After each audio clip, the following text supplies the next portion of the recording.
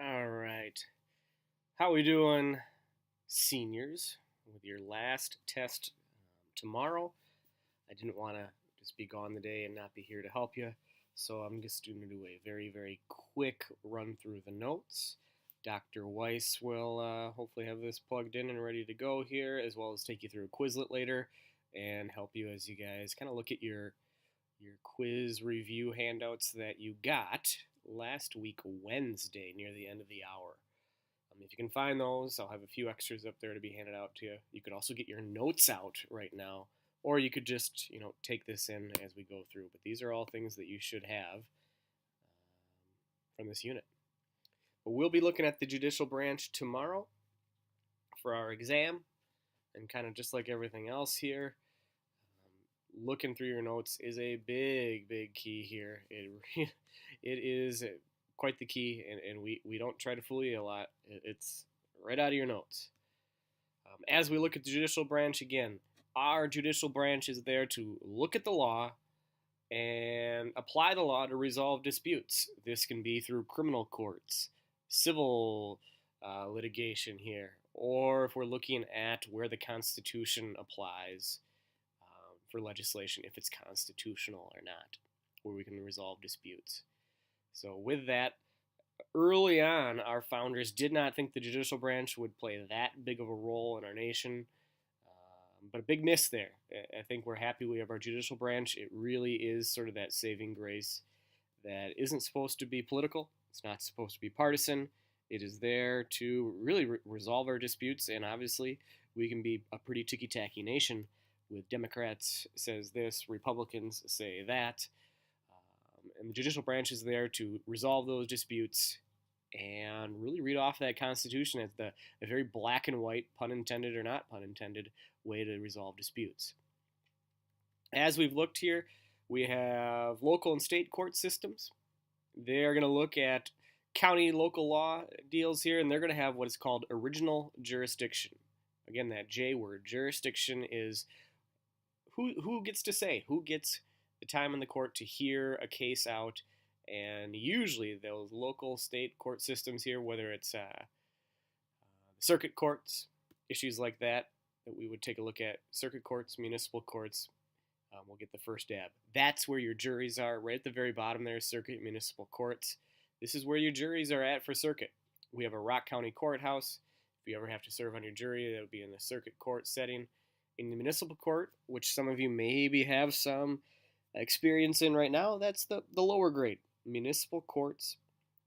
And if you ever need to CCAP somebody and kind of see their criminal background or their, run-ins with the law per se, municipal courts are not going to be on there, but the circuit court access data will be on there when you CCAP somebody. You could go to a municipal court to find out some info, but you'd have to do it the old-fashioned way by, talking to a human being and looking through files.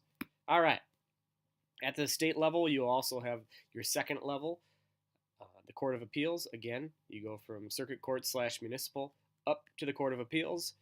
At the Court of Appeals, there is no jury. It's usually a 3-panel body here that will look at the decision and affirm that or remand it and send it back. And then lastly, the Supreme Court at the state level is the last say at the state level.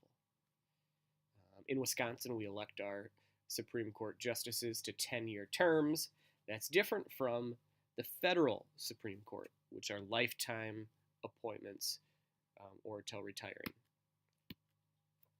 With types of legal system, in 49 of the 50 states, we have what is called common law, where we look at common cases to try to find some precedent.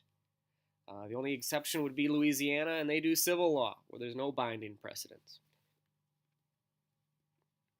Since that 10th Amendment allows for different states to have different rules in the books here, you're going to find some odd state laws, and laws can vary from state to state. So here's some crazy ones that we looked at. And then there's obviously some not so crazy ones where you can vary from state to state. Now, if you're ever in trouble with a law, there are a few different classifications of laws. One could be just simply a forfeiture. You do something wrong, you pay up. All right? Civil law is going to be about more compensation. All right, this is where OJ was found guilty in a civil lawsuit with the Goldman family. And then later on, after he was found innocent at the bottom here for criminal law, gosh, I think it was sports memorabilia burglary or something like that, where he's actually in jail now. But that would be a criminal case here.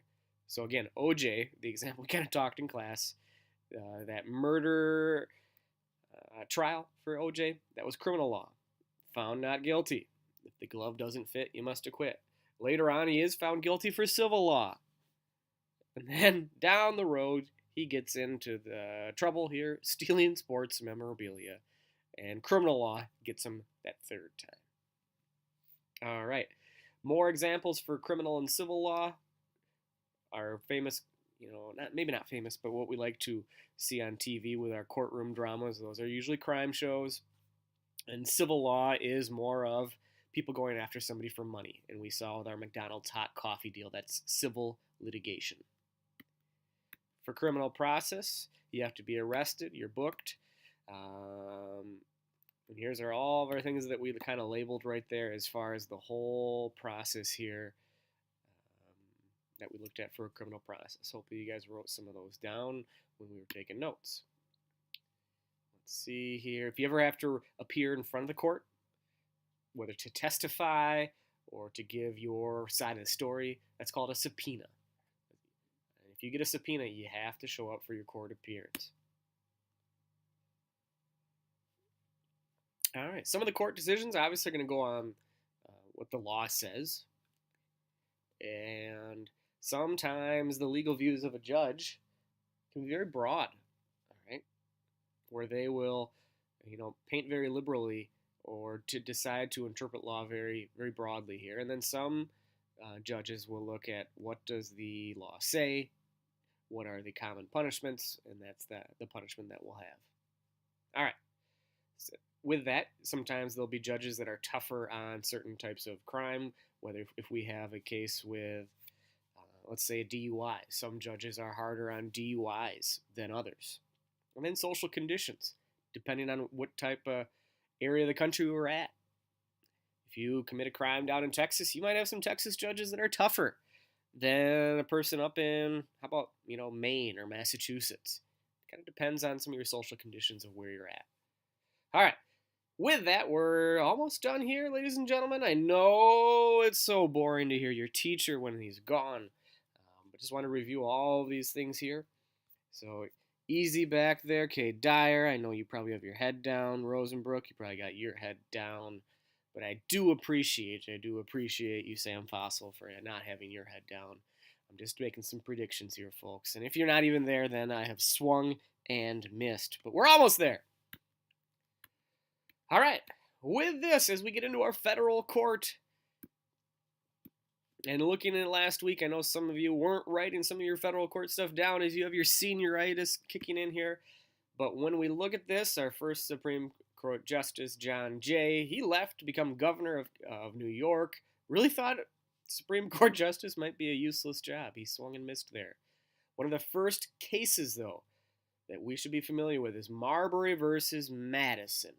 And it's in this case where we fully see the recognized powers of our Supreme Court in a process that becomes known as judicial review. And again, judicial review at the very bottom here is the fancy way of saying when some parties appeal all the way up through our court systems and our Supreme Court looks at the Constitution, looks at the legislation, or looks at the dispute, applies the Constitution to it, their opinion, their case law, establishes judicial review. And we've had some pretty important pieces of case law for judicial review where our justices look at things to decide who's in the right and who's in the wrong. So again, judicial branch interprets laws. They want to uphold what that Constitution says. We looked at our checks and balances here. Many of the cases that go into federal court involve the Constitution. They're going to involve violations of federal law. If states are having some issues with one another, let's say that Michigan is polluting Lake Michigan, and the people of Wisconsin, especially in the Green Bay area, are upset about the water quality now of Lake Michigan. We share these waters. Let's not pollute them. So controversies between states like that. Disputes between parties. Again, if you rent out your cabin to somebody from Illinois and they wreck your cabin, you've got disputes between parties from different states. Federal courts. Then we got issues with post office, yada yada. So there's 8 different ways here that a dispute could go into federal courts. So it goes into those federal courts, the district courts, the Court of Appeals, and then all the way up to the Supreme Court. So there are 2 levels. We got state law and we got our federal law. And again, district courts is the first area or jurisdiction. They all start right there in the district courts. This is where juries again would be, district courts. If you don't like your first result there at the district court, you can appeal it up to the Court of Appeals or the appellate courts. Again, they'll uphold, a reverse or remand a decision. And then again, the Supreme Court will look at various things here to decide who's in the right, who's in the wrong for our Supreme Court. And again, when they make that decision, their power to do that is called judicial review, and we got that from Marbury versus Madison. Probably see an essay question on that tomorrow. At the Supreme Court, we only see a half-hour argument from both sides. The Supreme Court justices have already looked at this in detail before here, but they only hear from both sides for about a half hour. When the Supreme Court makes their ruling, we look at the majority. And if it's a 5-4 decision out of the 9, 5 would be the majority. And you'll see the justices make their opinions in a big, long essay about why they feel how they do. Also, part of the majority can sometimes be the concurring, but they might agree with the majority for a different reason. And then the people. If it's the other 4 in a 5-4 decision, if it's the 4 people that lost out, they're called the dissenters, and they'll give their dissenting opinion about why they didn't agree with the majority for their opinion on the Constitution. All right, so here's our 9 Supreme Court justices there. We always pay attention to the political party that appoints these justices. These justices have to be approved by the Senate. There's an older picture. Mr. Scalia passed away. I need to update our new picture with Justice Gorsuch. All right. And again, after cases become law, it's called case law. So Marbury versus Madison, Brown versus the Board of Education, Plessy versus Ferguson. All these are case law. And we looked at all sorts of case law right here that we filled out last week. But you have those notes. These are all things that you can definitely look up already. They're in your notes. I don't think you need me to really go over them here. But when these important cases came about, and they take about, sometimes between 70 and 90 cases a year, our Supreme Court does. This is called case law, and it'll affect all the state laws when the federal Supreme Court rules. Again, Roe v. Wade. Used to be that only certain states allowed for abortion. After Roe v. Wade, in a 7-2 decision, 7 in the majority and 2 in the dissenting, now all 50 states have to allow for abortion rights for women. Case law. So just go through all of these in case you did want our teachers to pause this if you never got these notes. But we're right up to the very end here right now with John Roberts, our current Chief Justice of the Supreme Court, John Roberts Court.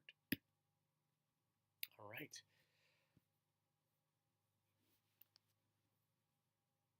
Hopefully this helped you, ladies and gentlemen. The rest of the hour here, we'll do some more reviewing, but I wanted to have this available for you today. Thank you.